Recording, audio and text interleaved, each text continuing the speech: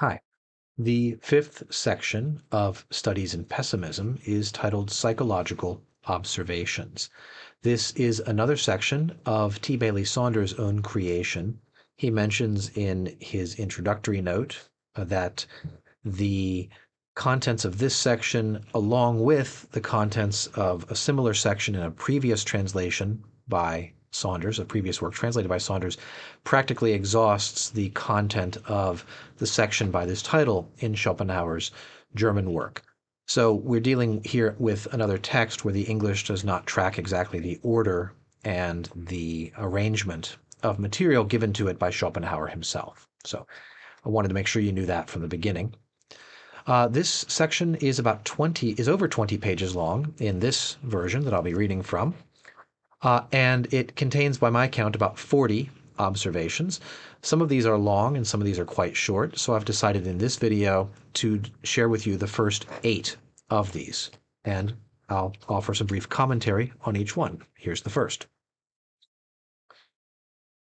There is an unconscious propriety in the way in which, in all European languages, the word person is commonly used to denote a human being. The real meaning of persona is a mask, such as actors were accustomed to wear on the ancient stage. And it is quite true that no one shows himself as he is, but wears his mask and plays his part. Indeed, the whole of our social arrangements may be likened to a perpetual comedy. And this is why a man who is worth anything finds society so insipid, while a blockhead is quite at home in it. This is an observation that tracks very closely something Schopenhauer said in Counsels and Maxims, which has been the subject of what is to date my most popular video with the title Why Society Hates Intelligence. I'll link to it up above right now, and also in the description below. Schopenhauer noting that to be a human being is to be a person. To be a person has this sort of etymology of to wear a mask, and this is the nature of society. And this accounts for why it is that the rare person of intellectual power and who values truth and truth-telling will be frustrated and find it to be just a sort of public comedy, right? There's a reason why a person of quality finds himself at a loose end in society, whereas the person of lower, say, fewer gifts, finds himself quite at home. Right? There's no difficulty with this because it's all just a matter of play acting, all sorts of things. So, second observation. Reason deserves to be called a prophet, for in showing us the consequence and effect of our actions in the present, does it not tell us what the future will be? This is precisely why reason is such an excellent power of restraint in moments when we are possessed by some base passion, some fit of anger, some covetous desire that will lead us to do things whereof we must presently repent. And so, what have we here?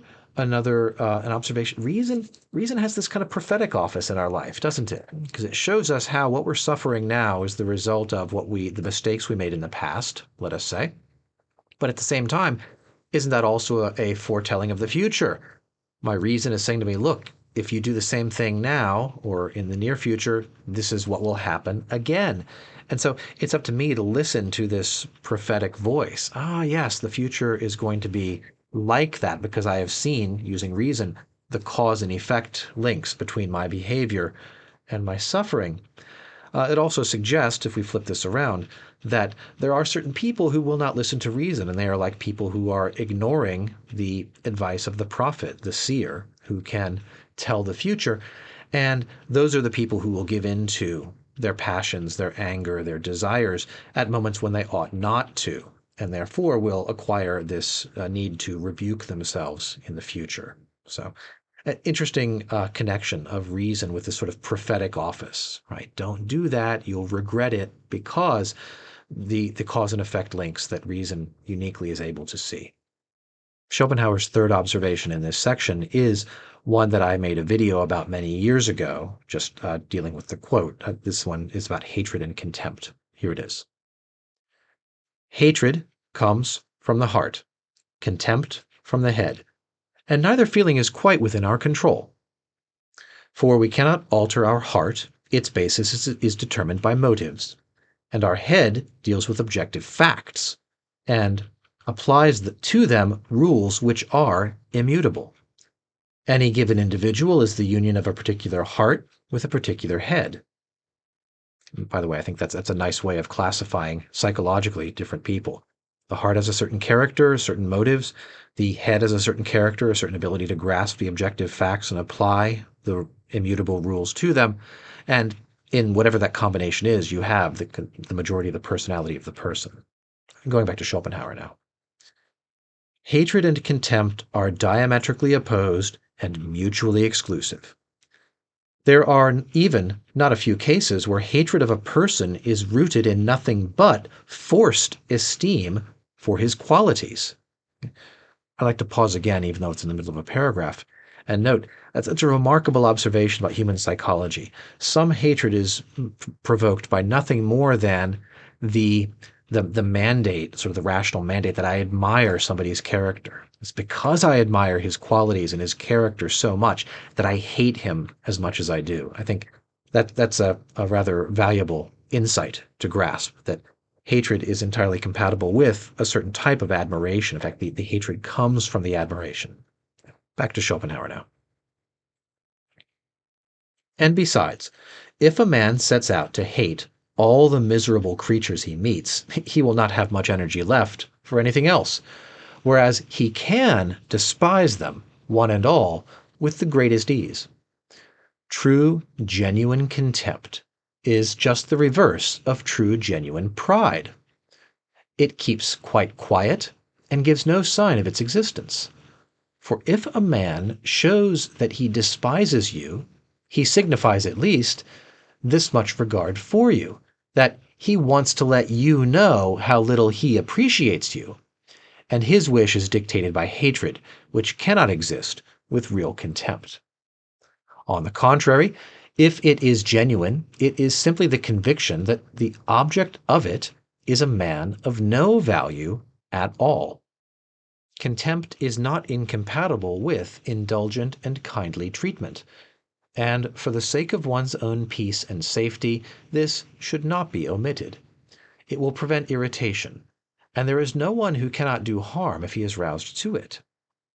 But if this pure, cold, sincere contempt ever shows itself, it will be met with the most truculent hatred, for the despised person is not in a position to fight contempt with its own weapons. That's the end of this observation about hatred and contempt. They are diametrically opposed and mutually exclusive. You cannot feel contempt and hatred for the same object. And what is the difference between them? True, genuine contempt has a kind of loftiness to it, right? It looks down and it is secretive. It feels no need to reveal itself. In fact, he even says, if somebody tries to make you understand that he has contempt for you, he doesn't have contempt for you because he cares enough about your opinion to take sort of pleasure in letting you know that he has a low opinion of you. And I love this expression, pure, cold, sincere contempt. There's something very icy and withdrawn about contempt, which makes it secret and is not incompatible with being indulgent and kindly towards people for whom you have contempt. Why? Not because you feel warmly towards them, but precisely the opposite reason. You feel nothing whatever for them, but you want to move about safely in society, and so you treat them well. We might say out of your own self-interest, not from any sort of an inner motive of warm feeling for them. And then finally, this suggestion, a sort of further motive to keep contempt secret, is that if it ever is shown, it will provoke the most violent hatred. Why? Because the people who are contemned cannot match the same expression back. There's an asymmetry, right? There's a strong gradient of high and low here. And so contempt, if it is known, will be met with violent hatred, which is the only weapon of the low. People who are familiar with Nietzsche and his discussion of the difference between the master moralist and the slave moralist will see an obvious connection here. Let's go on to the fourth observation in this section. Melancholy is a very different thing from bad humor, and of the two, it is not nearly so far removed from a gay and happy temperament. Melancholy attracts, while bad humor repels. Hypochondria is a species of torment. I want to pause here before we go any further. T. Bailey Saunders uses the word hypochondria. I don't think he means it in the medical sense that we appreciate that English word now as having an obsession with imagined or illusory ailments, thinking one is sick when one is not in fact sick. I think he's using it in an older sense. I looked this up in the Oxford English Dictionary, referring to a type of melancholia, which is characterized by the supposed excess generation of black bile. So I do not know from the text here, which I'll read in a moment, whether hypochondria is being used as a synonym for melancholy or as a synonym for bad humor. I've checked the German text, which I have up here, but I was not able to find this section because Saunders has shuffled around and renumbered reordered the observations here. So tell me what you think. Hypochondria is a species of torment which not only makes us unreasonably cross with the things of the present, not only fills us with groundless anxiety on the score of future misfortunes entirely of our own manufacture, but also leads to unmerited self-reproach for what we have done in the past. Hypochondria shows itself in a perpetual hunting after things that vex and annoy, and then brooding over them. The cause of it is an inward morbid discontent, often coexisting with a naturally restless temperament. In their extreme form, this discontent and this unrest lead to suicide. Having read this, I'm inclined to think that hypochondria here is a synonym for bad humor, the quality which repels, whereas melancholy, a genuine melancholy, seems to have, maybe like contempt, something secretive and interior about it. It might actually attract people. But I need to consult the German text more thoroughly before I could render an opinion about that. Next observation. Any incident, however trivial, that rouses disagreeable emotion leaves an after effect in our mind, which, for the time it lasts, prevents our taking a clear objective view of the things about us, and tinges all our thoughts, just as a small object held close to the eye limits and distorts our field of vision. I think this is a nice observation about the way in which emotion aroused by something that unpleasant that has happened, even something trivial, will distort our judgment. We cannot see the objective facts of the case while we are still animated by the emotion that's been provoked in us. I think he's just speaking here about the interaction between our mind and our emotional life, that while we are upset, we don't see clearly. That seems to me to be entirely accurate. I like the image of holding something, say like a coin, right in front of your eye. Not only will it block out what is behind it, but it will distort the remainder of your field of vision as well. Next. What makes people hard-hearted is this: that each man has, or fancies he has, as much as he can bear in his own troubles. Hence, if a man suddenly finds himself in an unusually happy position, it will in most cases result in his being sympathetic and kind.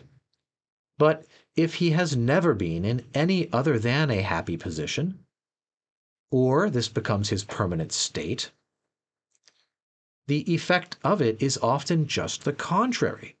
It so far removes him from suffering that he is incapable of feeling any more sympathy with it. And so it is that the poor often show themselves more ready to help than the rich. That's a nice observation, I think, for thinking about class conflict and social bubbles. If you take a man who has suffered and you give him great fortune, if he stumbles into great fortune, let's say, or is fortunate, becomes wealthy, he's likely to be a much more sympathetic person towards the poor because of the contrast in his mind between his former state and his current prosperity. If you were to have a person who has always been wealthy, always been prosperous and comfortable, it's likely that person's likely to suffer from a defect of sympathy, precisely because hard-heartedness comes from feeling that you have as much as you can bear in your own troubles. Now, if you've always been comfortable and prosperous, then your own troubles are the troubles of somebody who's never known sort of real suffering, hunger, trouble, coldness, the coldness of the world. And so the poor will often be more ready to help than the rich. This is a theme of many Frank Capra movies and other classic cinema, in my experience. Next observation. At times it seems as though we both wanted and did not want the same thing, and felt at once glad and sorry about it. For instance, if on some fixed date we are going to be put to a decisive test about anything in which it would be a great advantage to us to come off victorious, we shall be anxious for it to take place at once, and at the same time we shall tremble at the thought of its approach. And if in the meantime we hear that, for once in a way, the date has been postponed, we shall experience a feeling both of pleasure and of annoyance. For the news is disappointing, but nevertheless it affords us a momentary relief. It is just the same thing if we are expecting some important letter carrying a definite decision, and it fails to arrive. In such cases, there are really two different motives at work in us. The stronger but more distant of the two being the desire to stand the test and to have the decision given in our favor, and the weaker, which touches on us more nearly, the wish to be left for the present in peace and quiet, and accordingly in further enjoyment of the advantage which at any rate attaches to a state of hopeful uncertainty, compared with the possibility that the issue may be unfavorable. I think this is a nice, keen observation, again, about the feeling of pleasure and pain that we feel in anticipating a test or a decision. We would, he says, what's really at work here is the more remote motive. We want success, we want to pass the test and be successful, but we also have this kind of weaker but closer to us desire to just go on as we are now, even in this kind of hopeful anticipation. We haven't won yet, but we also haven't lost. And that feeling that I have not yet lost is a sort of comfort to me in a way. And so this explains the kind of pleasure and pain, the kind of attraction and repulsion I have to a test that I'm going to be put to, or some task which I hope to perform well at. Okay. The eighth and last observation for this video is here. In my head, there is a permanent opposition party, and whenever I take any step or come to any decision, though I may have given the matter mature consideration, it afterwards attacks what I have done, without, however, being each time necessarily in the right. This is, I suppose, only a form of rectification on the part of the spirit of scrutiny, but it often reproaches me when I do not deserve it. The same thing, no doubt, happens to many others as well. For where is the man who cannot help thinking that, after all, it were better not to have done something that he did with great deliberation? And here he quotes two lines of Latin, quid tam dextro pede concipis ut te conatus non poenat votique peracti. I looked that up. It's a line from one of Juvenal's satires. Google Translate gives it roughly as, why do you conceive so rightly that you do not regret your efforts and your vows fulfilled? It's the end of this eighth aphorism or observation for this video. In my head, there's a permanent opposition party.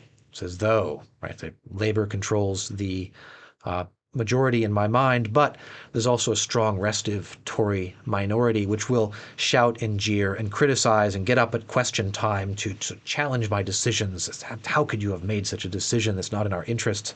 And I find this is the case even when I've made the right decision. There's this internal opposition party which sort of rises up and says, I have some questions and challenges for you who are in power right now.